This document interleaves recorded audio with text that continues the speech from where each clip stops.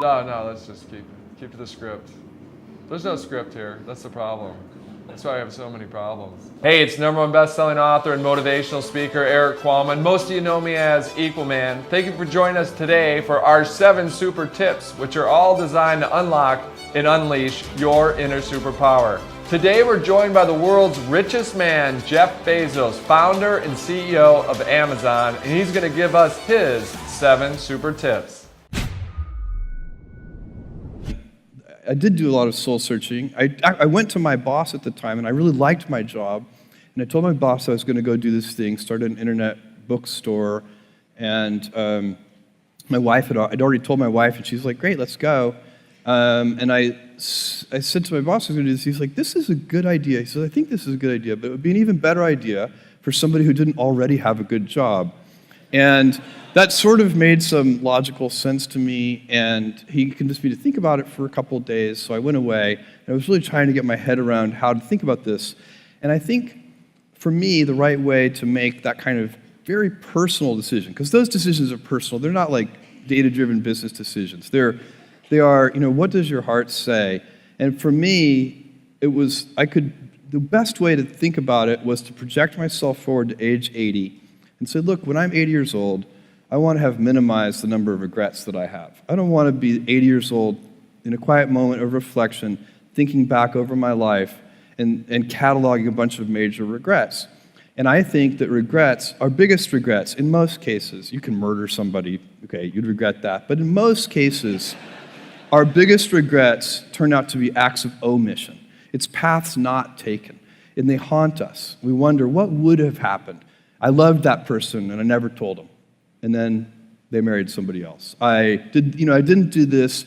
And so that's the frame of mind that I put myself in. And once I did that, once I thought about it that way, it was immediately obvious to me. I knew that when I'm 80, I would never regret trying this thing that I was super excited about and it failing. If it failed, fine. I would be very proud of the fact when I'm 80 that I tried. And I also knew that it would always haunt me if I didn't try. And so that would be a regret. It would be a 100% chance of a regret if I didn't try, and basically a 0% chance of regret if I tried and failed. So I think that's a useful metric for any important life decision. My job, one of my jobs as the leader of Amazon, is to encourage people to be bold. And people love to focus on things that aren't yet working. And that's good, it's human nature. That kind of divine discontent can be very helpful. But it's incredibly hard to get people to take bold bets. And you need to encourage that. And if you're going to take bold bets, they're going to be experiments. And if they're experiments, you don't know ahead of time whether they're going to work. Experiments are, by their very nature, prone to failure. But big successes, a few big successes, compensate for dozens and dozens of things that didn't work. So, bold bets, AWS, Kindle, Amazon Prime, our third-party seller business, all of those things are examples of bold bets that did work, and they pay for a lot of experiments. I've made billions of dollars of failures at Amazon.com. Literally, billions of dollars of failures. And you might remember Pets.com or Cosmo, or give myself a root canal with no anesthesia very easily. None of those things are fun, but they don't matter. What really matters is companies that don't continue to experiment, companies that don't embrace failure. They eventually get in a desperate position where the only thing they can do is make a kind of Hail Mary bet at the very end of their corporate existence. Whereas companies that are, making bets all along, even, big bets, but not bet the company bets. I don't believe in bet the company bets. That's when you're desperate. That's the last thing you can do. I think probably our most important piece of intellectual property is our brand name. And I think people, and I think this is very important for anybody who's going to start a company or market an invention to understand, is that brands for companies are like reputations for people. And reputations are hard-earned and easily lost.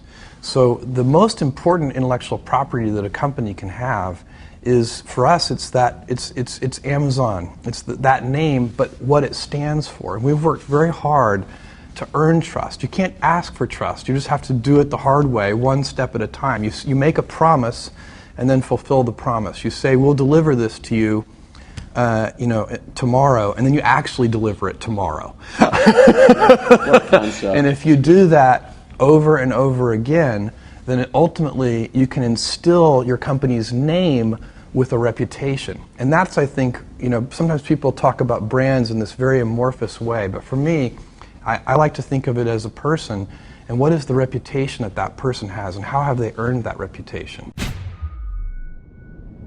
I'm very proud of the culture that we have at Amazon, and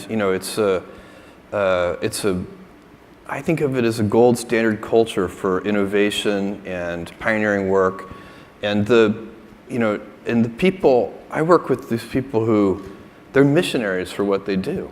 They are, if you're giving great customer experience, there's the only way to do that is with happy people. You can't do it with a set of miserable people, watching the clock all day. So does that include work-life balance and all those things? Yes, but I teach 3 leadership classes a year at Amazon. I'm a part of it. They're bigger classes, but I come in and teach a session. And I always talk about work-life balance, except I like to use the phrase work-life harmony rather than balance, because to me, balance implies a strict trade, whereas I find that when I am happy at work, I come home more energized, I'm a better husband, a better dad, and when I'm happy at home, I come in and better boss and better colleague. And so it's not, you could be out of work and have terrible work-life balance. Even though you've got all the time in the world, you could just feel like, oh my God, I'm miserable, and you would be draining energy. And so you have to find that harmony. It's a much better word. And I think for most people, it's about meaning. People want to know that they're doing something interesting and useful.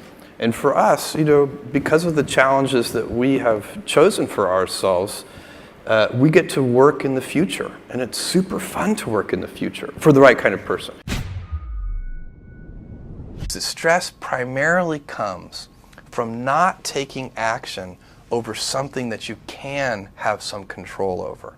So if I find that some particular thing is causing me to have stress, that's a warning flag for me. What it means is there's something that I haven't completely identified, perhaps in my conscious mind, that is bothering me, and I haven't yet taken any action on it. I find as soon as I identify it and make the first phone call or send off the first email message or whatever it is that we're going to do to start to address that situation, even if it's not solved, the mere fact that we're addressing it dramatically reduces any stress that might come from it. So stress comes from ignoring things that you shouldn't be ignoring, I think, in large part. So stress doesn't come, people get stress wrong all the time, in my opinion.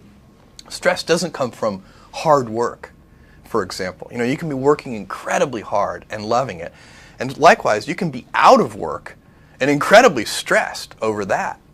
So, and likewise, if you kind of use that as an analogy for what I was just talking about, if you're out of work, but you're going through, a disciplined approach of, a series of job interviews and so on, and working to remedy that situation, you're going to be a lot less stressed than if you're just worrying about it and doing nothing.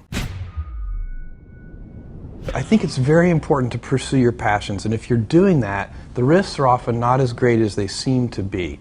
So for me, when I thought about leaving my job and starting this company, I knew there was a good chance that it wouldn't work. But I also knew that when I was 80 years old and thinking back over my life, I would never regret having tried and failed, but I might regret having never tried. And when I thought about it that way, it didn't actually seem like that big of a risk. You cannot invent and pioneer if you cannot accept failure. To invent, you need to experiment. And if you know in advance that it's going to work, it is not an experiment. And so that's a very important thing. They are inseparable twins, failure and invention. And so you have to be willing to do that. And it's embarrassing to fail. It's always embarrassing to fail. But you have to say, no, that's not how this works. If I said to you, you have a 10% chance with a particular decision, a 10% chance of a 100x return, you should take that bet every time. But you're still going to be wrong 9 out of 10 times. And it's going to feel bad 9 out of 10 times. And with technology, the outcomes, the results can be very long-tailed. The payoff can be very asymmetric, which is why you should do so much experimentation. Everybody knows that if you swing for the fences, you hit more home runs, but you also strike out more. But with the baseball, that analogy doesn't go far enough, because with baseball, no matter how well you connect with the ball, you can only get 4 runs. The success is capped at 4 runs. But in business, every once in a while, you step up to the plate and you hit the ball so hard, you get 1,000 runs.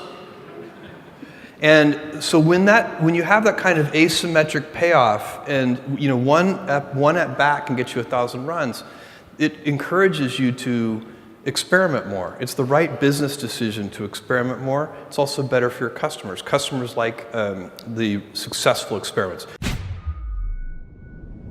That's it for today's 7 Super Tips with Amazon founder Jeff Bezos. Thank you for joining us for today's episode, which is designed to unlock and unleash your inner superpower. We do this weekly, so if you don't want to miss the next one, make sure that you subscribe below. So just hit the subscribe button below. And remember, until next time, it's not what we take from the world, it's what we leave behind. That's it for today's 7 Super Tips from the one and the only Jeff Bezos. Next time out on...